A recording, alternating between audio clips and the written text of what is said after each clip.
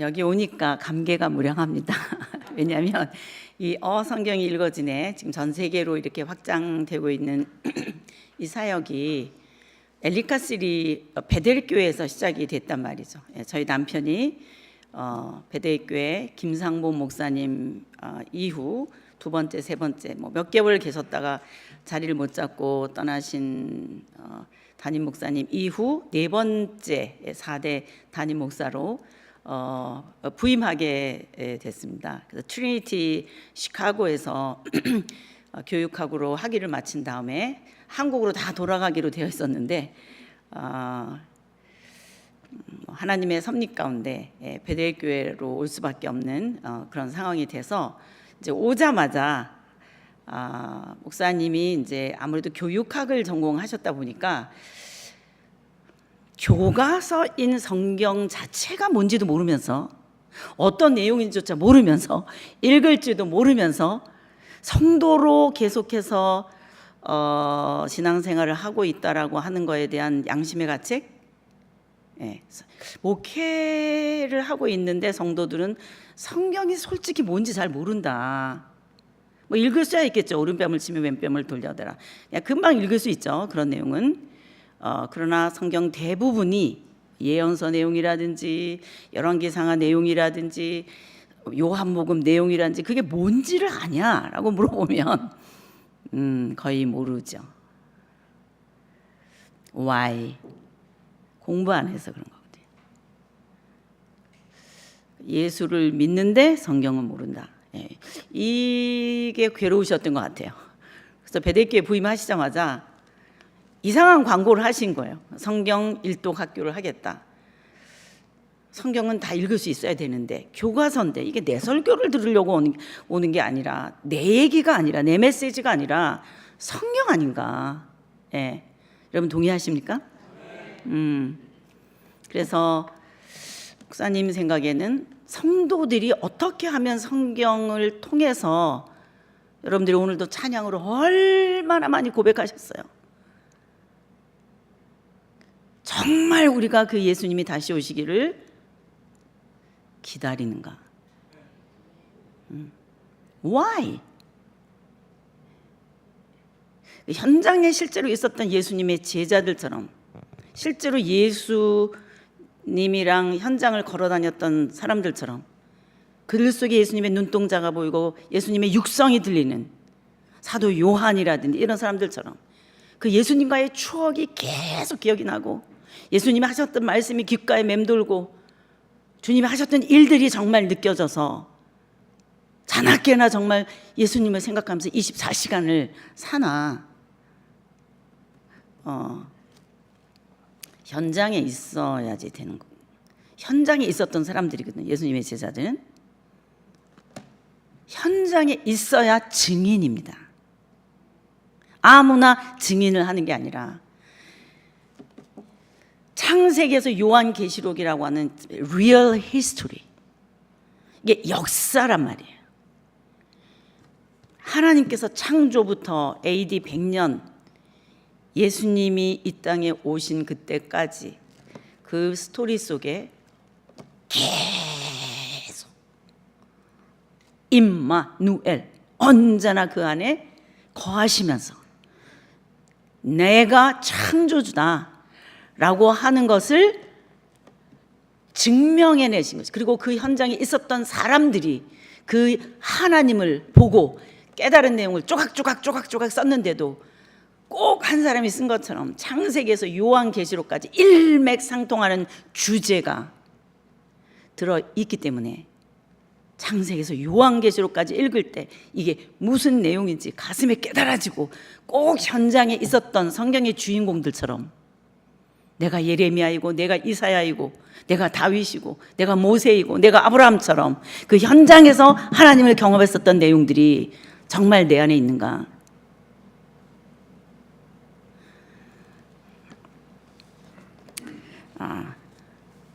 그게 오늘 성경 본문에서 너희가 성경에서 영생을 얻는 줄 생각하고 성경을 연구하지만 결국은 이 성경이 나에 대하여 증거하는 것이다.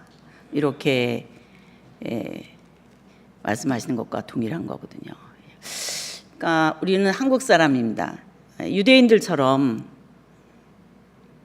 자기 조상의 하나님이라고 하는 우주 만물을 창조하신 하나님에 대한 교육을 어렸을 때부터 가정에서 엄마 아빠에게, 아니 시스템 자체가, 인생의 시스템 자체가, 학교의 시스템 자체가, 그들 공동체의 시스템 자체가 하나님을 경험하지 않고는, 하나님에 대한 걸 배우지 않고는 견딜 수 없는 시스템 안에 있지도 않는 사람들입니다. 우리 한국 사람들은 이런 어마어마한 내용들을 해독할 수 있는 밑받침 사상이 우리 같은 한국 사람에게는 있지 않습니다.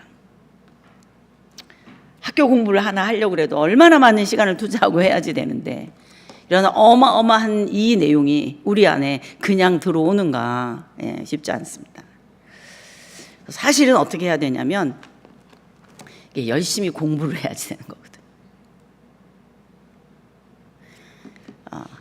그냥 어느 날 갑자기 깨달아지는 불교나 또는 이 뉴 에이지 인더스 문명에서 시작된 그런 운동이나 뭐 이런 개념 한순간에 확 깨달아지는 그거를 불교나 동양 철학에서는 각이라는 말이 있어요. 각, 깨달아졌다. 휙, 염화 시중의 미소, 이런 것처럼.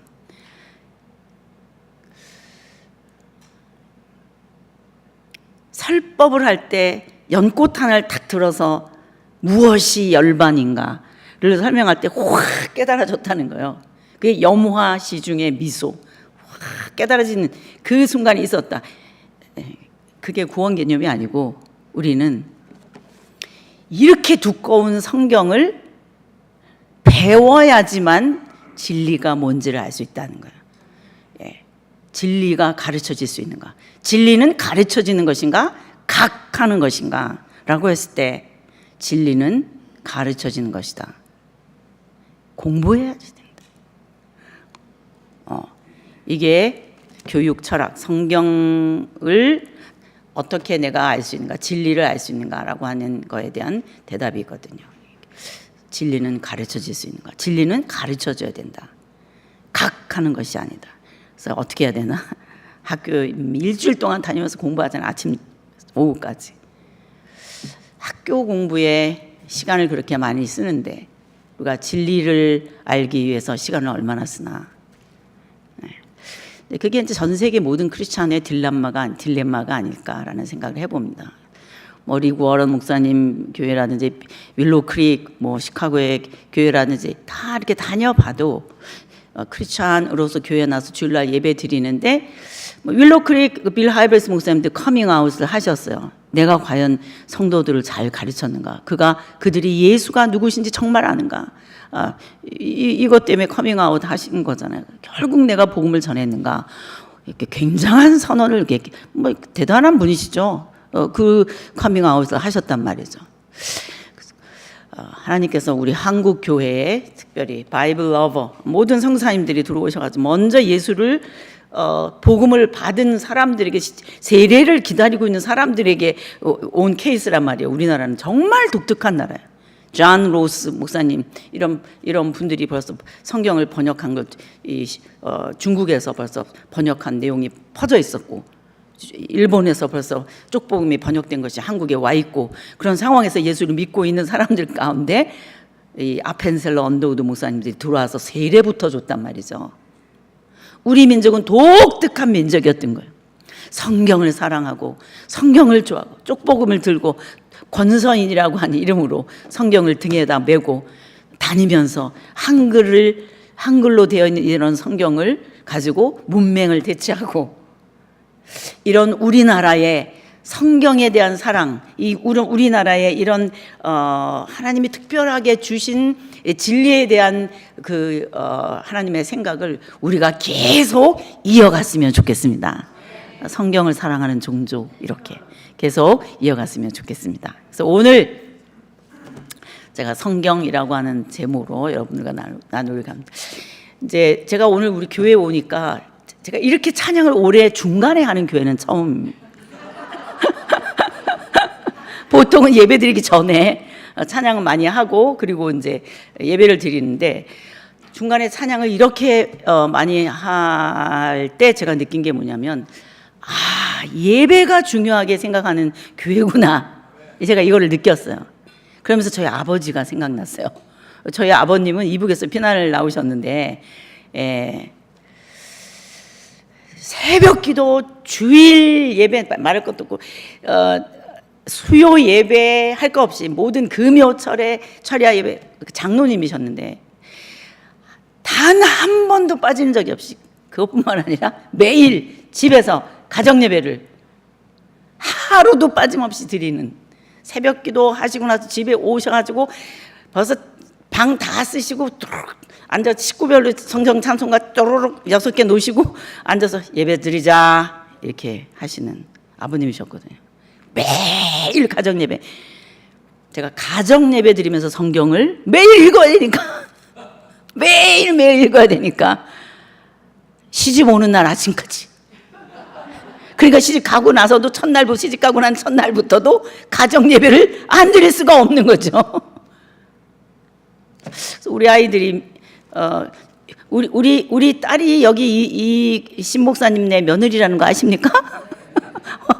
그렇습니다. 여기 시집 온 거야. 제가 그래서 여기 온 거예요.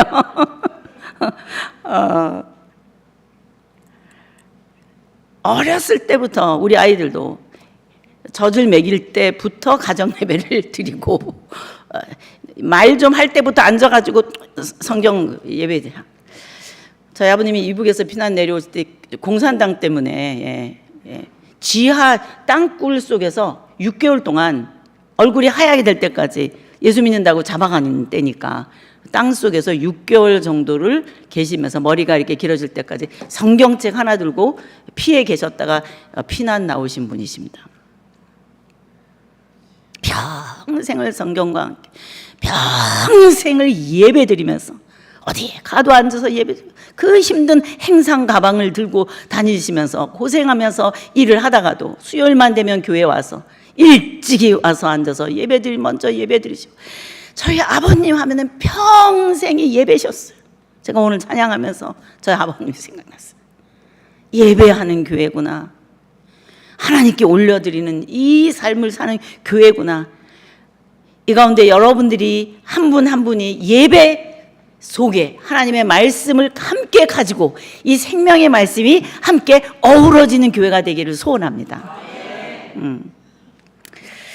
이제 제가 성경을 전 세계에 다니면서 이렇게 읽는 게 좋겠어요 라고 가르치게 되면서 많은 질문을 받습니다. 도대체 성경이 뭐예요?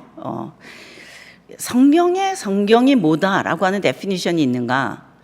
오늘 여러분이 읽으신 내용이에요. 요한복음 5장 39절. 다행히 예수님의 정의예요. 예수님께서 성경은 이런 것이야 라고 정의를 내리셨는데, 이 정의가 이렇게 강의실에서 그냥 들려진 게 아니에요. 어떤 상황 속에서 그 상황 때문에 이 정의를 말씀할 수밖에 없었어요. 그게 요한복음 5장 전체예요. 자, 우리 한번 요한복음 5장을 열어볼까요? 네, 요한복음 5장 전체를 한번 열어보겠습니다. 요한복음 5장 1절부터 18절까지는 베데스다라고 하는 못에서 38년 동안 중풍병이겠죠. 몸을 못 움직이는 이런 환자가 물이 부글부글 할 때 제일 먼저 들어가면 병이 낫는다라고 하는 신앙을 가지고 병자들이 모여있는 그곳에 있었거든요. 예수님이 그 사람을 보고 상을 들고 일어나서 걸어가라 라고 말씀하셨어요. 마침 안식일이었어요. 정말 벌떡 일어나서 상을 들고 걸어간 거예요. 그런데 안식일에 상을 들고 일어나서 걸어가는 것은 당시의 미시나법, 지금으로 여러분들이 알고 있는 언어로 말하면 탈무드 같은 데 나와 있는 법이에요. 탈무드가 뭔가? BC 1500년경에 모세라고 하는 사람이 이스라엘이라고 하는 하나의 유형 국가인 하나님의 나라, 자기 종족의 하나님이라는 우주 만물을 창조하셨다는 하나님이라는 그 야훼라고 하는 신을 섬기고 있었던 한 나라 이스라엘이라고 하는 나라의 법에 의하면, 모세라고 하는 사람이 입법을 해서 쓴 이 법에 의하면 안식일 날 기억해서 그날을 거룩하게 지켜라. 이게 십계명에 나와 있는 내용 정도란 말이에요. 얼마나 귀한 내용이면. 나 이외에 다른 신 없다. 형상을 만들지 마라. 내 이름을 망령되이 일컫지 마라. 나는 창조주니라. 안식일을 기억하여 그날을 거룩하게 지켜라. 이게 1, 2, 3, 4예요. 이스라엘이라고 하는 나라만 가지고 있는 우주 만물을 창조하신 하나님에 대한 진리, 창조주 하나님이 누구냐에 대한 진리 내용을 가지고 있는 종족이에요. 다른 종족에게는 이 케리그마와 같은 복음 본질이 없어요. 생명 본질에 대한 내용이 없어요. 내가 누구인지, 나는 어디서부터 왔는지라고 하는 실존 자체에 대한 대답을 해주는 다른 인포메이션이 없어요. 다른 모든 종교는 거의 다 갱이에요. 그게 무슨 말이냐? 창조가 있다. 알파와 오메가라는 뜻이에요. 시작이 있고 끝이 있다. 이게 무슨 말이겠어요? Creator, 창조주 하나님이 계셔서 시간을 출발하셨고, 에너지를 출발하셨고, 공간을 출발하셨다. 그래서 역사라고 하는 히스토리가 이어지는 창조물을 만드신 하나님에 대해서 알고 있는 종족인 거예요. 이 종족이 진리 보유 공동체예요. 진리 보유 공동체. 유일한 진리 보유 공동체인 자기 종족의 하나님이 바로 제가 여러분에게 지금 말씀드린 이 내용을 정확하게 계명으로 탁 정리해 놓은 게 1, 2, 3, 4인 거예요. 하나님 이외에 다른 신은 없다. 어떤 것도 형상으로 만들면 안 돼. 그 하나님이 어떤 분인지에 대해서 그 실존 자체를, 이름 자체를, 존재 자체를, 신론 자체를 회파하고 훼손하지 마라. 내 이름을, 내 실존을, 나라는 존재를 망령되이 일컫지 마라. 내 존재가 누군지 나를 나되게 하라. 나를 그대로 놔두라고. 건드리지 마. 나를 훼손하지 마. 다른 거랑 섞지 마. 이유는 뭐냐? 나는 창조주야. 네 번째 계명, 안식일을 기억하여 그날을 거룩하게 지켜라. 창조주 하나님만 종교로서 경쟁력이 있는 줄로 믿습니다. 누가 나의 실존에 대해서 말해줄 수 있는가? 내가 어떻게 존재하기 시작했는지에 대해서 말해주지 않으면 그걸 종교라고 말할 수 있을까요? 히브리 민족의 하나님인 창조주 하나님만, the only God, 유일하신 하나님이신 줄로 믿습니다. 내가 한국 사람인데 왜 이스라엘 종교를 믿어야 돼? 그게 이런 이유 때문이라는 거예요. 그래서 그게 계명인 거예요. 이래서 네 번째, 복음 본질처럼 캐리그마 선포하시는 거예요. 우리가 이해할 수 없어. 하나님이 선포하시면 받아들이는 거예요. 그게 1, 2, 3, 4 계명인 거예요. 5, 6, 7, 8, 9, 10은 다른 고등 종교에도 다 있어요. 어머니한테 잘해. 이웃과 관계, 사람들 범하지 마라. 여자 범하지 마라. 그리고 물건에 대해서도 범하지 마라. 딱 그거예요. 관계와 물질, 이웃과의 관계. 이게 계명이란 말이야. 지금 오늘 안식일을 기억하여 그날을 거룩하게 지켜라. 계명에 있는 내용을 예수님이 범했다라고 여기 당시에 정치, 종교, 사회, 문화의 헤드쿼터에 있는 바리새인들, 서기관들, 율법사들한테 걸리신 거예요. 안식일에 상을 들고 일어나라고 그래? 미시나, 탈무드, 옛날에 모세가 이렇게 한 나라의 진리를 가지고 있는 공동체, 그 나라의 가장 최고가 되는 법은 모세를 통해서 줬는데, 모세는 안식일 날 상을 들고 일어나서 걸어가면 된다 안 된다를 안 써놓은 거예요. 모세오경에는 없어. 시간이 흐르면서 바벨론, 페르시아, 헬라, 로마 제국을 흘러내리면서 지금 AD 30년경의 일이란 말이에요. 그동안 무슨 일이 있었나? 모세오경 이후 상황이 될 때마다 안식일에 뭐를 해야 되는지 한 구체적인 내용들을 율법 학자들이 할라카라고 불리우는 레위인들이 계속 법을 애드한 거예요.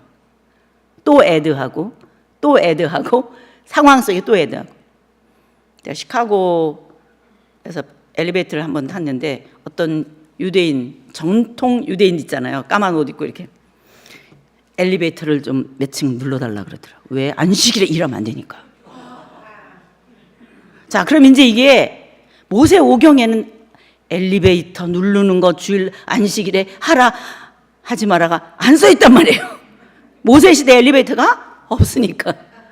시간이 흘러가면서 그 당시 상황의 법을 입법해야지 될 수밖에 없는 거예요. 어떡하지? 안식일을 기억하고 어떻게 해야 되지? 그래서 그것을 하나하나 애드하기 시작한 게 어떤 때 미슈나법이라고 하는 헬라 시대 때는 그런 이름으로도 있었지만 탈무드, 여러분 탈무드 들어본 적 있죠? 그게 그런 거예요. 성경에는 예수님 시대는 이게 장로의 유전이라는 용어로 써 있어요. 들어보신 적 있으세요? 장로의 유전. 자, 손 한번 들어봐 주실래요? 큰일 난 거예요. 여러분 지금 이게 장로의 유전이라는 말도 지금 모르고 열심히 예수 믿으시는데 그게 바로 모세오경 말고 애드해가지고 흘러내려오면서 예수님 시대까지 오면서 있었던 그 당시는 장로의 유전에 예수님이 걸린 거예요. 상을 들고 일어나서 걸어가라.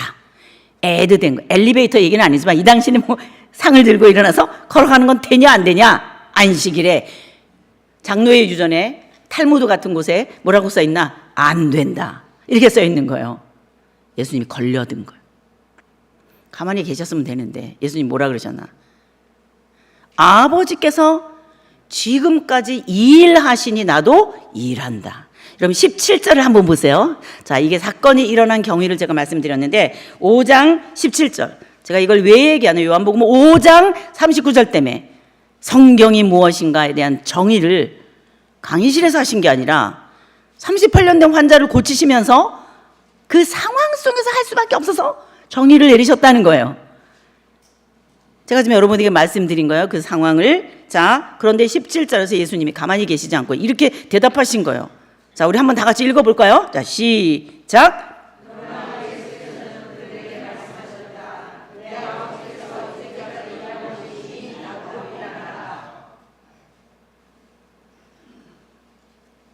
여러분이 여기서 요한복음에 굉장히 많이 나오는 개념인데 하나님이 일을 하신다.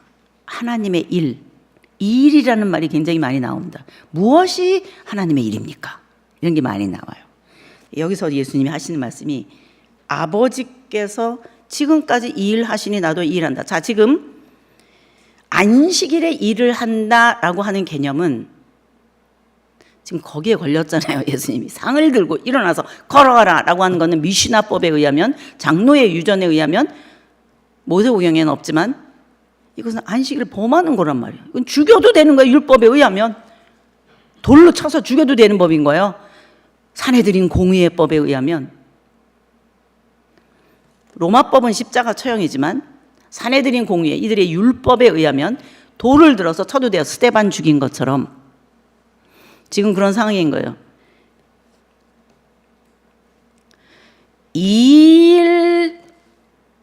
일이 이슈예요. 지금 일. 내가 왜 일을 해? 예수님께서 하신 말씀, 아버지께서 지금까지 일하시니 나도 일한다. 이게 대답이셨어요. 아니, 안식일에 일을 한 것도 받아줄 수가 없는데 하나님을 아버지라고 해? 아버지께서 지금까지 일하시니 나도 일한다. 아니, 이렇게 말했고 자기가 하나님과 동등한 자라는 거야? 하나님의 아들? 이런 말도 안 되는 정체성이 있는가? 구약에도 하나님의 아들이라는 개념이 없어요.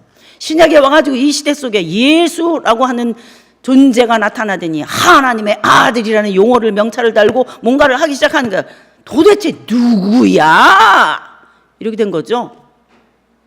당시에 세례 요한이라고 하는 사람이 어마어마한 팔로워들을 거느리면서 요단 동편에서 메시지를 전하는데, 솔로몬 행각이라는 헤드쿼터에 힐렐, 샴마이, 가말리엘 이런 사람들이 복음을 전하고 그 당시에 말씀을 전하고 있는 그 솔로몬 행각은 파리를 날리고, 요단 동편에 어마어마한 무리들이 세례 요한 집회에 참석해갖고 완전히 거기는 경제 특구가 일어나. 왜냐면 다른 지역, 두로와 시돈과 저 아래 데가볼리 지역과 이런 데서도 다 요단 동편으로 모여드는 거예요. 당시 시대 속에서 우리 종족의 하나님은 도대체 무엇을 하시는가? 우리는 지금 로마 시대까지 이렇게 지배하에 있어야 되는가? 이런 것들 때문에 하나님, 당신의 나라는 언제 임하십니까? 하나님, 우리를 통치하시는 거 맞습니까?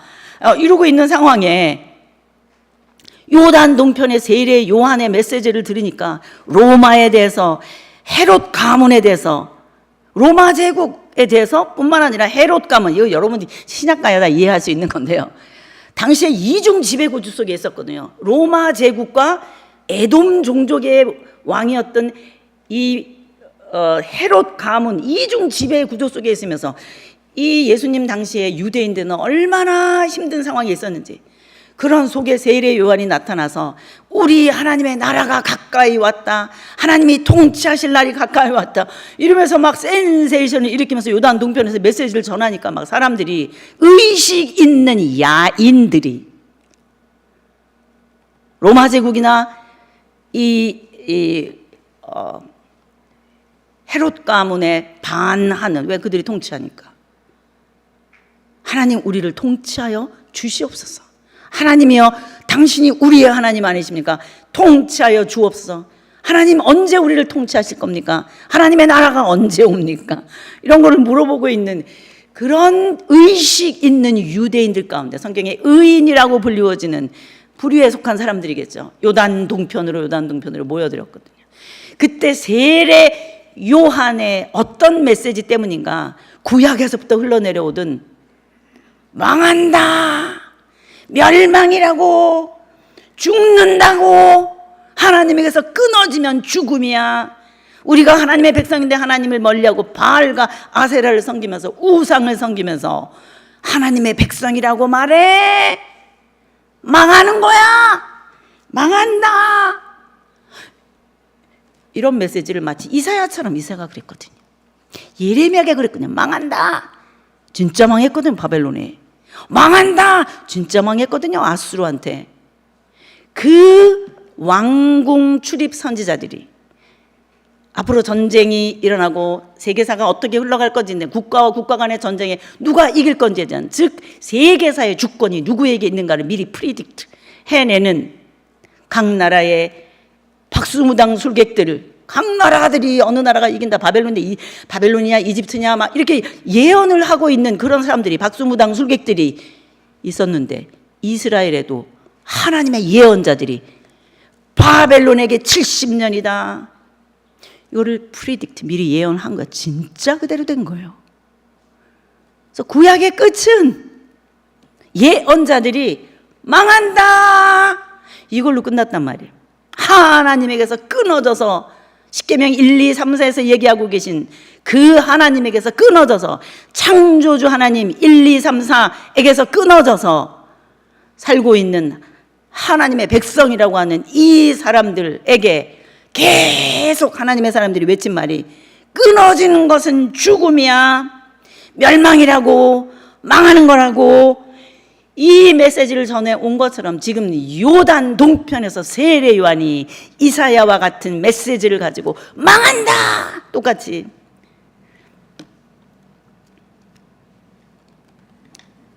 그 세례 요한의 심판의 메시지, 죽음의 메시지, 멸망의 메시지를 들었던 사람들에게 하나님이 세상을 이처럼 사랑하사 독생자를 주셨으니 이는 저를 믿는 자마다 망하지 않고 멸망하지 않고 심판에 이르지 아니하고 죽음에 이르지 아니하고 영생을 얻게 하려 하심이니라.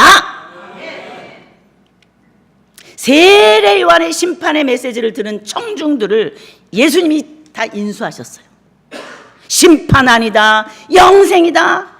죽음 아니다, 영생이다. 하나님께로 다시 돌아오기만 하면 영생이다. 왜? 하나님은 창조주요 생명을 지으신 분이시기 때문이다.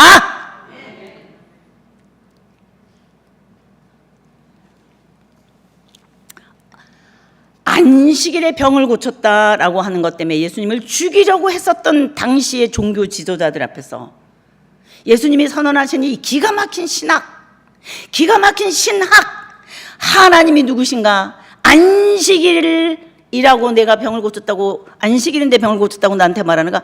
하나님은 지금까지도 일하신다. 언제? 현재 완료 진행형이에요. 아버지께서 지금까지 일해 오고 계셨다는 거예요. 이게 무슨 뜻일까요?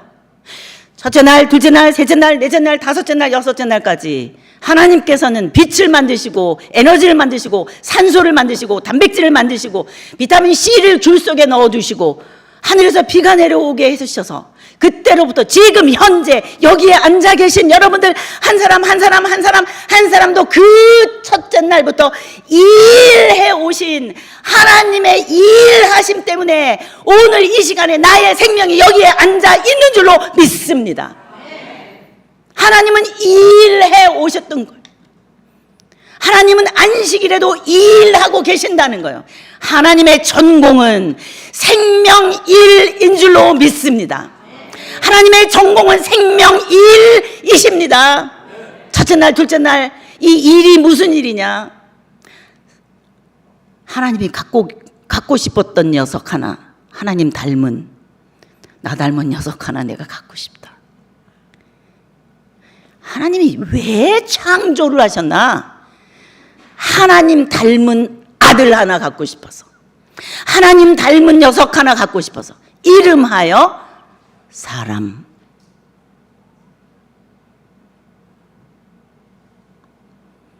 하나님도 소원이 있으셨어요. 하나님도 갖고 싶은 게 있으셨어요. 하나님도 갖고 싶은 게 있어서 시작하신 게 생명일, 창조일. 사람 하나 살으려면 유지비가 얼마나 많이 들어. 이 온 우주가 있어야 되는 거예요. 태양계가 있어야 되는 거예요. 생명 시스템이, 생명을 만들어내는 탄소 동화작용이 있어야 돼요.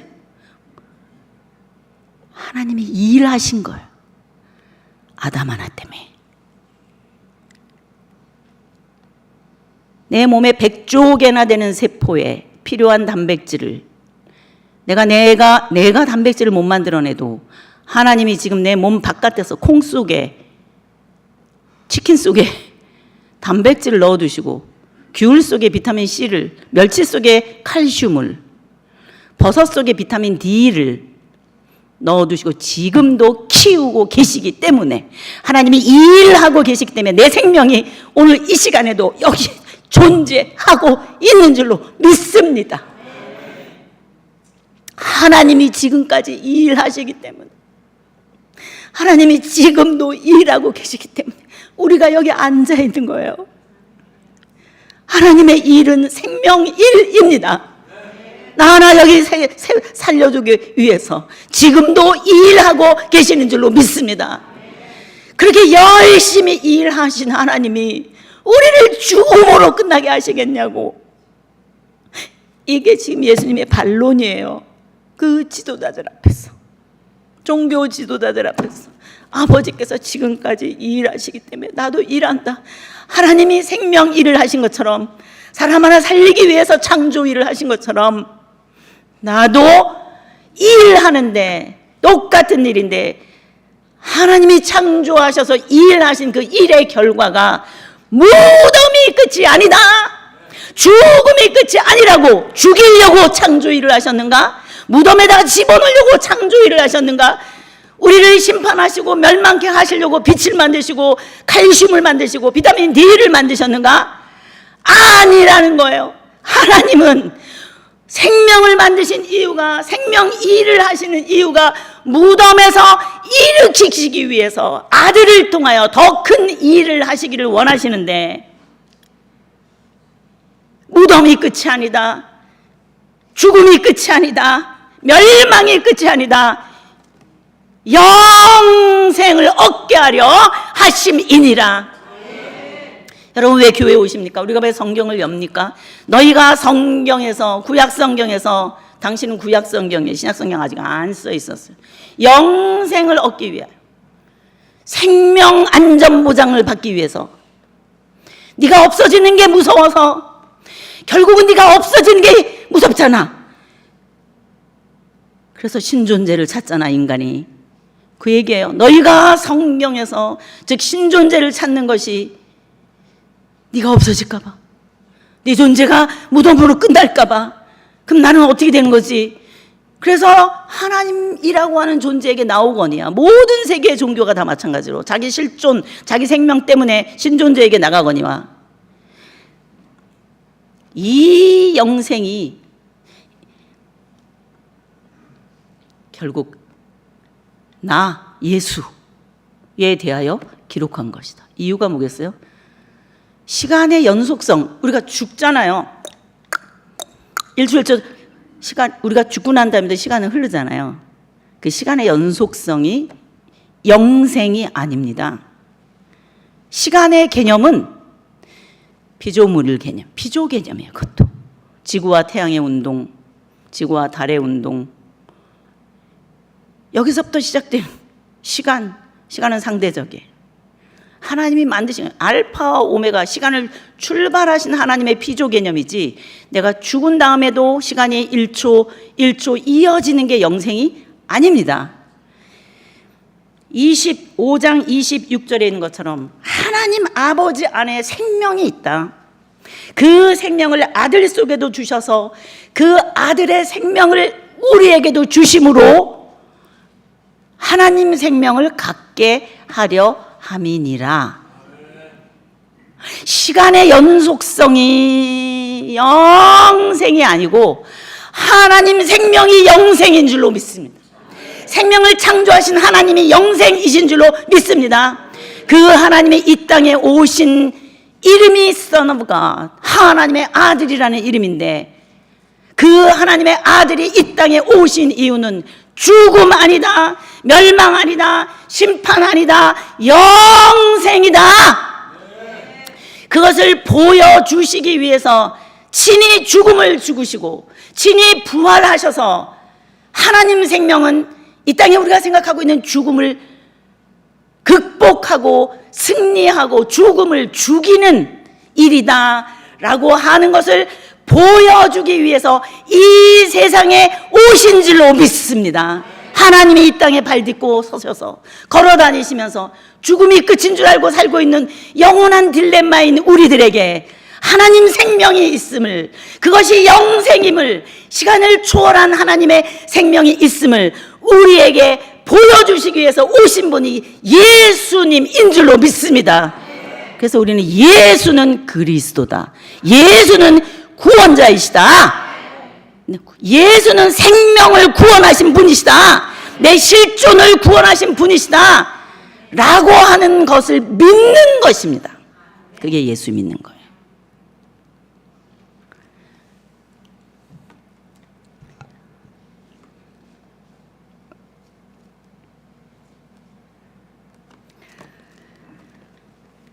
우리가 이 내용을 정말 구약 성경에서 프루브할 수 있는가? 너희가 성경에서 영생을 얻는 줄 생각하고 성경을 연구하거냐, 이 성경이 곧 나에 대하여 증거하는 것이다. 이 시츄에이션 속에 예수님이 하신 말씀이란 말이에요. 30번 된 환자 고치고 나서 예수님 걸리셨단 말이에요. 아버지께서 지금까지 안식일이 뭐냐? 열심히 하나님의 생명일을 하신 거다. 나도 38년 된 환자 지금 생명일을 한 거예요. 죽으면 되겠어? 병으로 끝나면 되겠어? 결국 인간 실존은 죽음으로, 무덤으로, 심판으로 끝나는 것이 아니라 하나님 생명을 주시기 위해서요. 왜? 하나님 자식이니까. 우리의 형상을 따라 우리의 모양대로 사람을 창조하다시고 하나님 생명이, 하나님의 혼이 우리 안에 들어 계신 줄로 믿습니다. Eternal life, 시간의 연속성이 아니라 그 모든 것들을 창조하신 하나님의 생명이 우리 안에 들어와 있다라고 하는 것을 보여주기 위해서 친히 이 땅에 오신 하나님이 예수님인데, 그 예수님에 대하여 기록하고 있는 것이 올드 테스트먼트이다. 저는 여러분에게 도전하고 싶습니다. 사실은 저는 지금 우리 예배 이거 드리면 이제 예배 없는 거죠. 또 있나요? 다음번 예배 또 있나요? 신교 예배가 있습니다. 보통 제가 다른 데서는 주일 설교를 제가 한 다음에 주일 예배 끝나면 점심 먹고 이어서 그 다음 강의를 했었어요. 집에 가기 전에. 그래서 주일날밖에 시간이 없는 분들이 이 강의를 좀 들으라고 그랬었어요. 근데 우리가 시간이 저녁 시간이어서 저녁으로 했구나. 지금 오늘 와서 생각하니까 점심 먹고 나서 이어서 조금 들으면 오늘이라도 들을 수 있는 분이 조금 들을 수 있을 텐데, 그런 생각을 제가 했어요. 제가 이렇게 왜 말할까요? 그래도 한 명이라도 조금 점심 먹고 집에 안 가고 있다가 들을까 봐. 오늘 주일인데. 예. 여러분이 오늘 그리고 내일 모레 이렇게 조금 시간을 내셔서 구약 창세기 1장에서부터 11장까지 인류 일반 역사, 바벨론 제국의 발흥이라고 하는 데까지가 얼마나 기가 막힌 모세의 인문학 인사이트인가를 지금까지 우리가 얘기했어요. 창조, 선악과, 그리고 바벨론 제국의 발흥, 하나님이 왜 세계사 속에 제국주의 역사가 흘러가고 있는, 힘 있는 자가 구심점에 앉아서 무기를 만들어서 흘러가고 있는 것이 세계사인데, 그 세계사 속에 왜 하나님은 당신의 나라를 건설하시는가. 세계사 속에 내 나라 이스라엘을 세우겠다. 국민을 만들었으니 법도 제정하고 영토도 주겠다. 국민, 주권, 영토. 왜 이 땅에 유형국가 이스라엘이 있는가. 그렇게 흘러내려오면서 결국은 왜 신약까지 예수, 그분이 아브라함과 다윗의 자손으로 육신으로 오시는가. 네, 이런 것들이 우리 안에서 프로브되고 재밌어지고 할 때 날마다 귀로만 듣는 게 아니라, 오늘도 여러분 귀로 듣거든요. 오늘 크리스찬, 우리 한국 사람 여기 와서 고생하면서 주유소에서 일하고 청소하면서 일하고 이러면서 우리가 일하는데, 이러다가 가지 말고 진리를 내 입으로 전하다가 주 앞에 서게 하여 주옵소서. 여러분들도 저처럼 입으로 진리를 말할 수 있는 사람이면 좋겠다, 그런 마음으로 제가 왔거든요. 예, 그런 마음으로 왔거든요. 그래서 기회가 되면 오늘 저녁부터 내일 이렇게 들으실 수 있으면 좋겠습니다. 우리 찬양 하나 할 건데요.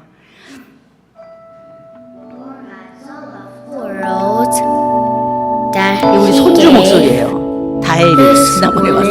Only Son, that whoever believes in Him shall not perish but have eternal life. 한번 들어보세요. 또 우리 딸 목소리예요. 이 세상을 이처럼 세례 요한의 죽음의 메시지, 심판의 메시지 앞에 이게 떨어지고 얼마나 편하네요. 독생자를 주셨으니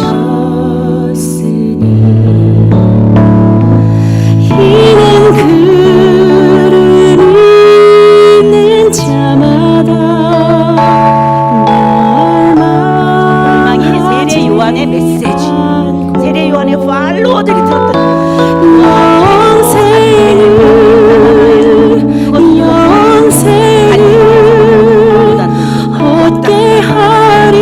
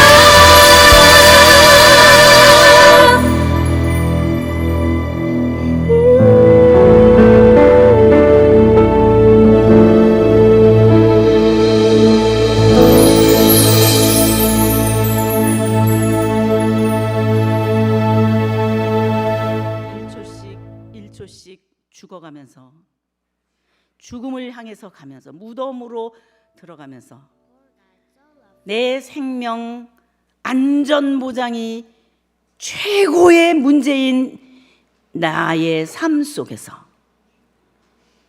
영원한 생명을 창조하신 하나님 생명이 우리 안에 있다라고 하는 것을 선포해 주셔서 감사합니다. 오고 오는 인류에게 이거 말해주고 싶어서 눈에 보이지 않던 하나님이 눈에 보이는 하나님으로 사람의 몸을 입고 발 딛고 샌들을 신고 걸어 다니셨던 그 하나님이 하나님의 아들이라는 명찰을 달고 예수님으로 그리스도라는 명찰을 달고 이 땅에 오셨음을 믿습니다. 우리 안에 하나님 생명 일하시는 하나님의 영원한 생명이 있음을 예수님의 죽으심으로 부활하심으로 증명해 주셔서 감사합니다. 이제는 이거를 우리들의 입으로 말하게 하여 주시옵소서. 암이 극복됐다. 유앙겔리온. 암은 죽는 게 아니야. 이거를 큰 소리로 외치려야 되는 메시지인 것처럼 암이 극복되기만 한다면 외칠 수밖에 없는 굿뉴스인 것처럼 우리가 굿뉴스로 영생을 외치게 하여 주시옵소서. 예수님의 이름으로 기도합니다.